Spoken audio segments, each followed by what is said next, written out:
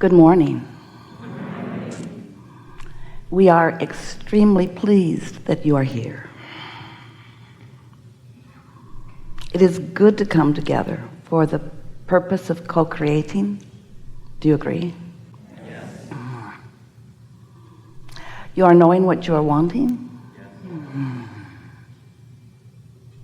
Desire is feeling good to you these days? Yeah. A desire that you are not contradicting with belief feels really good, doesn't it? But a desire that you don't believe, a desire that you doubt, not so much fun, is it? So the key is for you to figure out some way to believe in your own desire. And what trips you up is that sometimes if the desire has not manifested, if it's not a desire that you are accustomed to seeing turn into actualization, manifestation, then you get used to seeing it like it is, seeing the absence of your desire or the presence of something that you do not want. And most do not realize that as they focus upon what is, they continue to practice the vibration of what is, which makes it difficult for what is to change. When you want something different than what is, but you hold what is steadily in your consciousness, then you continue to practice the vibration of what is, so what is continues to present itself to you in different ways, but the same vibrational essence. Different faces, different places, but essentially the same thing continues to happen. So the key to being a deliberate creator is to find some way to distract yourself from what is while you focus upon what you prefer. It's like telling a new story, or even telling no story. Just do not continue to tell the same story if what the story is about is not pleasing to you.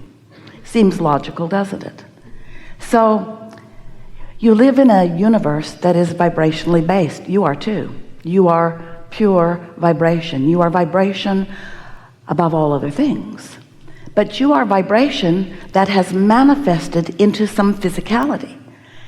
And you've become so accustomed to the physicality that has occurred that you forget that you are vibration. So most of you, human blessed beings, you don't deal with your life vibrationally. Instead, you deal with it in terms of action, actualization, manifestation. And that's what slows you down so much.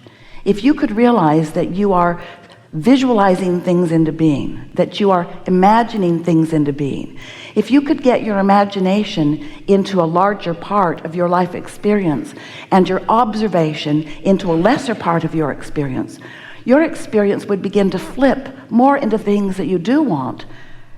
We're not trying to get you to stop living what you're living, because most of it is really nice, isn't it? But you can be a better selective sifter than you are being. You can focus yourself more deliberately. And that really is what deliberate creation is all about. It's about deliberate focus. But in order to be effective at deliberately focusing, you have to understand what it is you're reaching for. And the thing that is interesting is that when we ask you to focus, we're not asking for your visual focus. We're asking for your vibrational focus, which means we're asking you to find a way to emotionally focus. Focus yourselves emotionally, meaning care about how you feel. And if what you are thinking about or focused upon, whether it's past, present, or future, whatever it is that has your attention, if you would remember that that focus carries with it a feeling, and if you would care about the feeling more than anything else, and you would focus your feeling into what feels better. For a while we've been calling this gathering the art, because it is. You practice yourself into this artful, deliberate creation. The art of allowing. Allowing what? The art of allowing me and my physical body right here, right now, to be in vibrational sync with source energy perspective of same things in the same moment. That's what true alignment is. You see, you're not here on your own, out here on the ragged edge, leading edge, we mean leading edge. Out here on the leading edge, you're not here alone. You are here with all of this non-physical energy flowing with you, to you, and through you, aware of everything that you are focused upon in this moment. Not just knowing who you were when you were born, not just knowing what your reason for being here is, knowing who you are and why you are here and what you are about in this moment. What you're about in terms of your vibrational alignment or not, your vibrational allowing or not. So focusing, really, if you will think about focusing being in terms of focusing your feeling, focusing yourself into feeling good, finding a way to feel good. And sometimes that means don't think about that. That's a little tricky. I'm not going to think about that thing that I'm thinking about. I'm not going to think about that thing anymore. I'm not going to think about that thing that I keep thinking about. I don't want to think about that thing. I'm not going to think about that thing anymore because I don't want to think about that thing. I'm not going to think about this thing. I can't stop thinking about this thing. Because when you give your attention to it, law of attraction causes a relationship to begin between you and it. That's what law of attraction is all about. In other words, when you get focused upon something, you begin to reverberate the same vibration that it is. And once you begin to do that, momentum ensues. And once momentum gets going, it's time to take a nap, really. It's time to meditate. It's time for some major distractional effort, which usually means sleep or meditate. Sometimes you have the power to focus. Esther, we thought she was rather remarkable just now. She was having so much fun with you. She really did not want to leave. And yet, because of the thousands of times that she has stood in that place and listened and felt for us, it was easy for her to just adjust her vibration to the frequency that is us. But it takes some practice to be able to distract yourself from whatever's going on in that way, doesn't it? It takes some practice, and that's what this gathering is all about. So, you were source energy before you came into this physical body, and most of you still is source energy. And you, in this physical body, have a relationship. We want you to know that. We want you to feel it. We want you to sense it. We want you to tend to the relationship between you in this physical body and the source who is really you. The source who is you, present with you, aware of you, and thinking about what you're thinking about. So when source thinks about what you're thinking about and you feel negative emotion about it, that means you're thinking about it in an opposing way to the way source is thinking about it. Source is looking for the advantage. Source is seeing the well-being. Source is knowing the value of the contrast that you are living. But when you are pushing against the contrast, then you are not in vibrational sync with who you really are. So the creative process is really 3 simple steps that have morphed to 4 and now to 5. We'll talk about all of them. But it basically says that life will cause you to ask for more continually. And when you are in that phase where you are aware that something that you want is missing, so you are asking for the improvement in your life by wanting this amendment to your desires. That's what we are calling step 1. And when you are in step 1, that's usually when you're seeing a problem. It's usually when you are seeing contrast. It's usually when you're asking a strong question to which you do not know the answer. That's step 1. Step 1 is an important step, but step 1 will trip you up because it's easy for you to take your humanness, your actualness, your actionness, and give your all to step 1. You're looking around, I don't like that, and these are the reasons that I don't like this. I don't like it, I want it to be like that, but I don't like this. That's what step 1 is like. Step 2 is source is answering what you want. Now, if you're in step 1, strongly in step 1, asking for the improvement, asking, focused on the problem, focused on the question, then you're remaining in step 1, even though step 2 has already taken place and what you have asked for has already come to be in a vibrational reality that we've been referring to as your vortex. It's a vibrational reality. He wrote a whole book about it.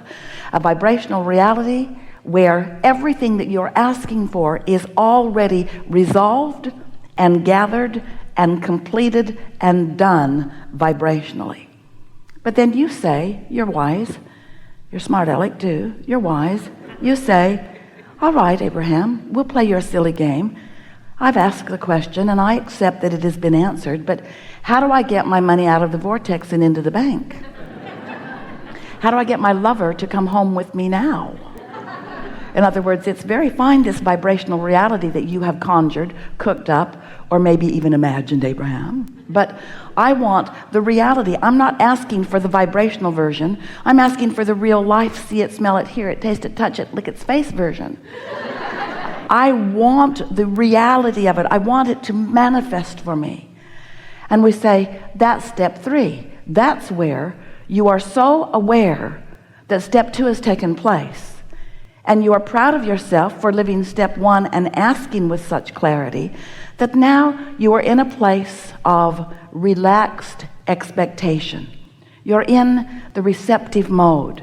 You're in the mode where you are not tense and not worried. You're not struggling. You're not justifying and defending. You're not saying, I need it. You're not yearning for it. You've asked and you accept that it's given, and while you cannot see it yet, you know that it is coming. Step 3 is an attitude of faith. It's an attitude of expectation. It's an attitude of, I know I'll know it when I see it. It's an attitude of, I know it's coming. It's really a pleasant place to be. And it really is the place that you will reside most often, because life will never cause you to stop asking. And because you're going to continue to ask, you're going to continue to be in that place where you've asked for more than has manifest. So it is very good for you to get comfortable being in that mode of having asked for something that has not fully manifested, because that's the way life will eternally be for you. We love you so much, deal with it. When you get to that place where you just know that it's coming and you don't have to know all of the details, you'll let the universe yield it to you a little bit at a time. You'll allow yourself to be in the receptive mode where you're receiving. Life is so rich and delicious when you're living like that, because there is something new for you coming into your awareness moment by moment by moment. The receptive mode, that step 3 receiving mode, that allowing mode, that is the feeling of most blessedness. When you get into that mode, you can just feel the universe wrapping arms around you and providing avenues for each and every detail that is important to you to be fulfilled. It is such a delicious state of being. Step 4 is, you're so accustomed to hanging around in that step 3 mode that you've mastered it. You're no longer upset with contrast. Contrast doesn't upset you anymore. You know how to manage your vibration. Step 4 is really managing your vibration. It's living in this world of steps, understanding that all of the steps are necessary, and feeling happy. It's mastering. It's the mastery of the creative process. Now we're talking about step 5. Step 5 is where you not only accept contrast as important to the equation, but you revel in the contrasting experience that causes you to focus. And now you've come full circle. Now you are on top of life. Now nothing bothers you because you know it's all for you. Nothing bothers you because you know you've attracted every bit of it. Nothing bothers you because you know it's the clarity that you've been seeking. Nothing bothers you because you know you have mastery of your own ability to focus. So let's talk. What do you want to talk about? Who are you people? What brings you here? You come to give, you come to receive, you come to clarify, you come to feel clarification, you come to uplift, you come to participate. But mostly, if we were standing in your physical shoes, if we were sitting on your physical chairs, if we were in your physical bodies, and we were in a gathering like this, we would have come for the vibrational tuning that is inevitable.